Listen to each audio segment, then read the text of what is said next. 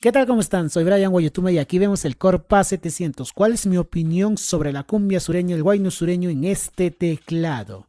Bueno, vamos a escuchar un ritmo. Me trajo un amigo tecladista y ya tenía este ritmo. Y yo le agregué samplecitos. Y créanme que suenan bastante genial. Chicos, una cosa son los efectos. Si queremos que suene como nos gusta tanto, se le agrega un montón de efectos y le vamos a dar otro toque más genial a nuestras canciones. Por ejemplo, lo que estoy tocando ahorita aquí. Imagínense que le aumente un efecto exagerado. Ya tiene otro toquecito. Y, en mi opinión, suena bastante genial. Ahí.